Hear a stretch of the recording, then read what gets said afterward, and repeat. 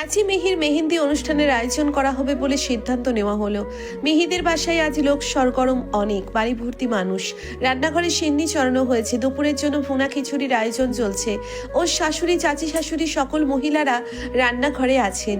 মিহিদের রান্নাঘরটা আলাদা করা, নিচতলায় বিশাল বড় রান্নাঘর। এক বাড়িতে ছোট চাচার সাথে থাকে ওরা। মিহির আব্বু আর তার ছোট চাচা দুজনেই দেশের বাহিরে। ওর কোনো চাচাতো ভাইও নেই, এ কারণে মেজবাহুকেই অনেক দায়িত্ব নিতে হচ্ছে। আকশা মিহির ঘরটা মেহেন্দির থিমে সাজিয়েছে সবে। মিহিকে শাড়ি পরিয়ে দিল ও।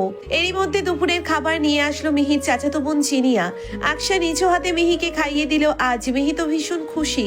খাওয়ার সময়ে তৌহিদকে কল দিয়েছে ও। ভিডিও কলে তৌহিদকে বলছে, এই দেখো আমাদের মেহেন্দির আয়োজন চলছে, শাড়ি পরেছি আমি, এখন আমরা ভাবি আমাকে খাইয়ে দিচ্ছে। আকশার দিকে ফোনটা ঘোরালো মিহি। ওকে দেখে তৌহিদ বলল, আসসালামু আলাইকুম ভাবি, কেমন আছেন? ওয়ালাইকুম আসসালাম। জি আলহামদুলিল্লাহ ভালো আছি, আপনি ভালো আছেন ভাইয়া? আমি তো সেই ভালো আছি। আপনার ননদের সাথে অবশেষে বিয়ে হচ্ছে যে, অবশ্যই এর একাংশ ক্রেডিট আপনিও পান। আপনার জন্যই সেদিন আমরা সাহস করে মেজবা ভাইয়ার সাথে এই বিষয়ে কথা বলতে পেরেছি।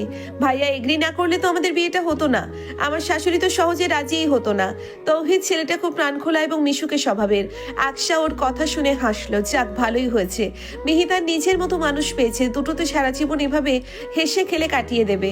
এরই মধ্যে বাইরে থেকে মেজবার গলা শোনা গেল, কাউকে সম্ভবত কিছু বলছে। 2 মিনিট পরেই মেজবা এই ঘরে প্রবেশ করলো। সোজা ঘরে ঢুকে তারা দেখিয়ে মিহিকে উদ্দেশ্য করে বলল, একটা তোয়ালে বের করে রাখতো দ্রুত।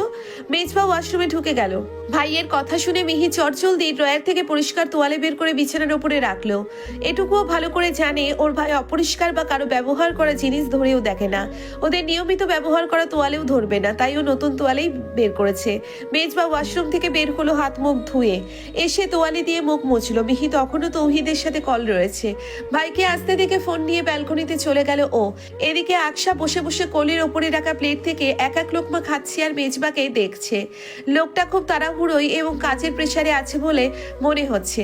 দুপুরে এখনো খাওয়া হয়নি বোধ হয়, মুখ শুকিয়ে গেছে। আহারে, ছুটিতে এসেও লোকটা শান্তি নেই। মেজবা তোয়ালে একপাশে রেখে বাইরে যাওয়ার জন্য পা বাড়াবে, তখনই আকশা পেছন থেকে জিজ্ঞাসা করলো, দুপুরে খেয়েছেন আপনি? খাইনি, নির্বিকার জবাব দিল মেজবা। নির্বিকার ভাবে জবাব দিল মেজবা। জবাবটা পাওয়া মাত্রই বসা থেকে মেজবার হাত টেনে ধরলো আকশা। টেনে নিজের সামনে বসালো, বলল, খেয়ে তারপর চা করবেন করুন, না খেয়ে ছোটাছুটি করলে তো ক্লান্ত হয়ে যাবেন।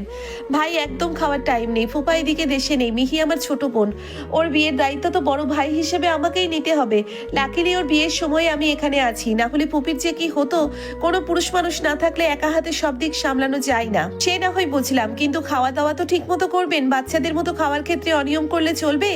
ও হ্যালো, জ্ঞান কাকে দিচ্ছ? এখানে এসে অনিয়ম করলেও আমি খাওয়া দাওয়ার ক্ষেত্রে স্ট্রিক্ট রুলস মেনটেন করে চলি। ক্যান্টনমেন্টে থাকাকালীন টাইম মেনটেন করে খাওয়া হয়, 1 মিনিটও এদিক ওদিক হয় না।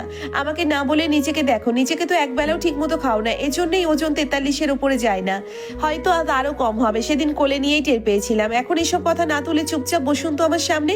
মেজবা তার গৃহকর্ত্রীর আদেশ মানলো, চুপ করে বসে রইল সামনে।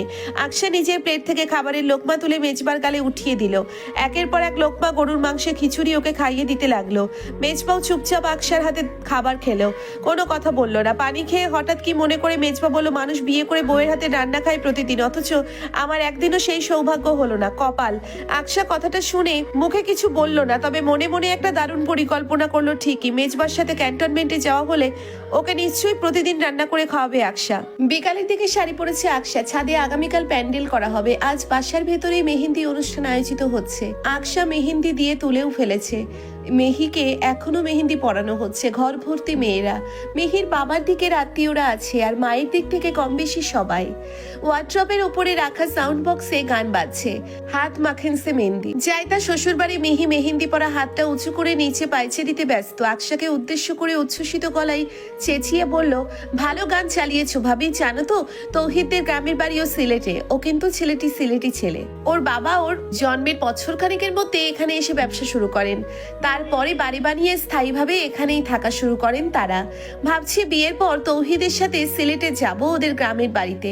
ভলিউম আর একটু বাড়িয়ে দাও ভাবি। মিহির কথা শুনে মুচকি হেসে সাউন্ড বক্সের ভলিউম আরো খানিকটা বাড়িয়ে দিল আকশা।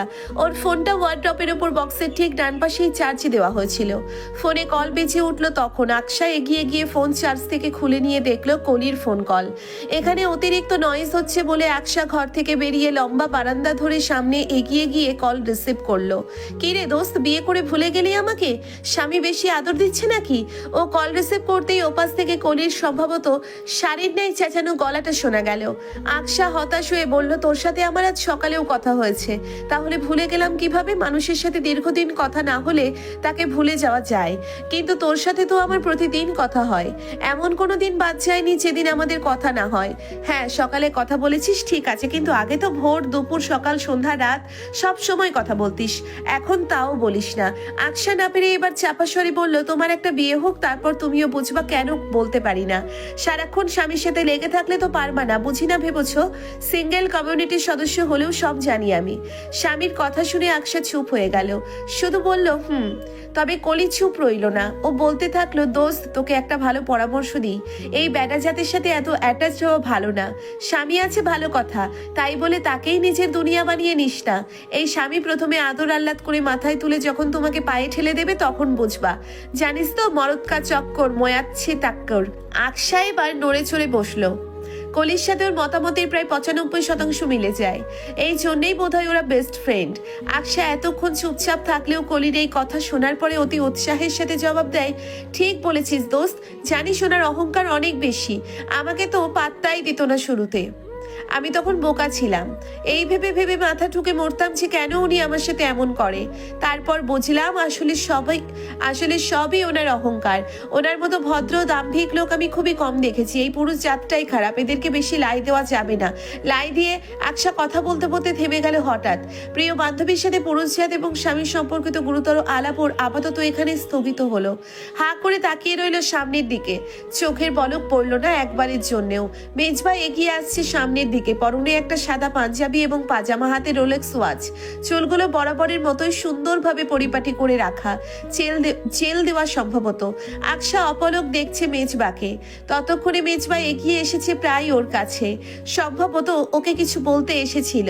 এভাবে দাঁড়িয়ে হা করে তাকিয়ে থাকতে দেখে ঠোঁটের করে হাসি ফুটিয়ে বলল, এভাবে কি দেখছো?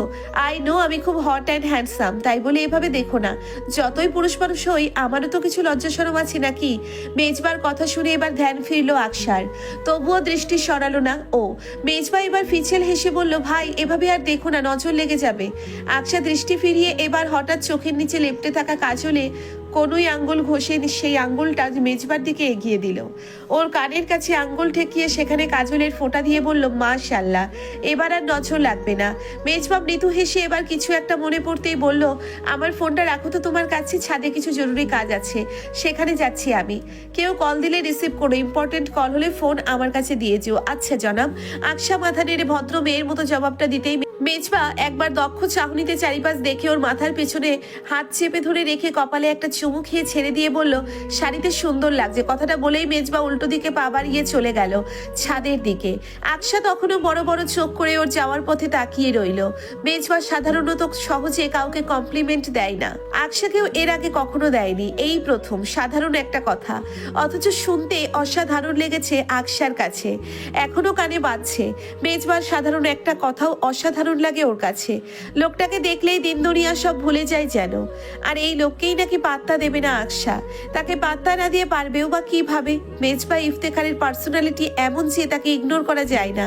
আকশা বিয়ের পর শ্বশুরবাড়ির কুলের এখনো পর্যন্ত যতজনকে দেখেছে প্রত্যেকে মেজবার বিশাল বড় ভক্ত, সবাই ওকে অ্যাটেনশন দিয়ে মাথায় তুলে রাখে, সম্ভবত ওর ব্যক্তিত্বের জন্যই। এ কথা আকশা অস্বীকার করতে পারবে না। মেজবার ফোনে কল এসেছে একটা, ফোনটা আকশার হাতেই ছিল। রিংটোন বেজে ওঠার পরে আকশা ফোন হাতে নিয়ে কল রিসিভ করার জন্য স্ক্রিন অন করতেই দেখলো ফোনে লক দেওয়া। মেজবার ফোন এর আগে কখনো ধরেনি আকশা, ওর ফোন হাতে নেওয়ার কথাই মাথায় আসেনি কখনো, এমনকি মেজবা নিচে থেকেও কখনো ওর হাতে দেয়নি। এ কারণে পাসওয়ার্ডটা জানা নেই ওর। একবার রিং বেজে কল কেটে গেল। যেই ব্যক্তি কল দিয়েছিলেন তিনি আবারও কল দিলেন। পুনরায় কেটে যাওয়ার পরে আরো একবার কল আসলো। নিশ্চয়ই কোনো জরুরি কল হবে। আকশা মিহির ঘর থেকে ফোনটা মুঠো করে নিয়ে দ্রুত বেরিয়ে গেল। শাড়ির কুচি কচি চেপে ধরে দৌড়ে সিঁড়ি বেয়ে উঠতেই দেখলো মেজবা ছাদে কতগুলো ছেলেকে দিক নির্দেশনা দিচ্ছে। এগিয়ে গিয়ে বুঝলো ছেলেগুলো আসলে প্যান্ডেলের জন্য বাঁশ রাখতে এসেছে। রাখা হয়েও গেছে প্রায়। আকশাকে দাঁড়িয়ে থেকে উসখুস করতে দেখে মেজবা ছেলেগুলোকে বলল, তোমরা এবার আসতে পারো। ছেলেগুলো ছাদ থেকে নেমে গেল। ওরা নেমে যেতেই মেজবার ফোনটা ওর হাতে ধরিয়ে দিয়ে আকশা বলল, আপনার কল এসেছে, জরুরি কল হয়তো। অনেকবার রিং বেজেছে, পাসওয়ার্ড জানা নেই, তাই কল রিসিভ করতে পারিনি। মেজবা ফোনটা হাতে নিয়ে ছাদের পেছনের দিকে চলে গেল। আকশা ভ্রু কুচকে ফেললো।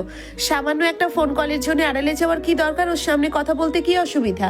আজ আকাশটা বেশ মেঘলা। শুরুতে বোঝা না গেলেও এখন মোটামুটি নিশ্চিত যে বৃষ্টি হতে পারে আজ। বিকাল থেকেই মেঘের ঘন ঘটা ছিল। তখন হালকা থাকলেও সন্ধ্যা নেমে চারিপাশ আধারের আবরণে ঢেকে যাওয়ার পরে এখন গাঢ় হয়েছে। আকশা হিসাব করছে। ছাদের ঠিক মাঝ বরাবর এই নিয়ে সম্ভবত 25 থেকে 30 মিনিটের মতো দাঁড়িয়ে আছে ও। অন্ধকার নেমে গেছে, তবু নিচে নামছে না। হাতে পায়ে অসংখ্য মশাদের কামড় বসছে। ওদের অত্যাচার সহ্য করেও ঠায় দাঁড়িয়ে আছে আকশা। মেজবা উপাসে দাঁড়িয়ে এখনো ফোনে কথা বলছে। আকশা একবার উকি মেরে দেখেছিল মেজবা খুব গম্ভীরভাবে কথা বলছে। দেখে মনে হচ্ছিল যেন খুব সিরিয়াস আলোচনা চলছে। মেজবা ওকে খেয়াল করে ফোন মিউটে রেখে বলেছিল, সিরিয়াস কথা বলছি, ডিস্টার্ব করো না। এখন কথা বলার সময় ডিস্টার্ব করা পছন্দ করি না। এ কথার পর আকশার যেখানে পা রাখার সাহস দ্বিতীয়বার আর হয়নি। ও চাইলে নিচে চলে যেতে পারতো, তবে মেজবার সাথে অতি দরকারি কথা আছে ওর। সেই কথা শেষ না করে এখান থেকে নড়বে না পণ করেছে।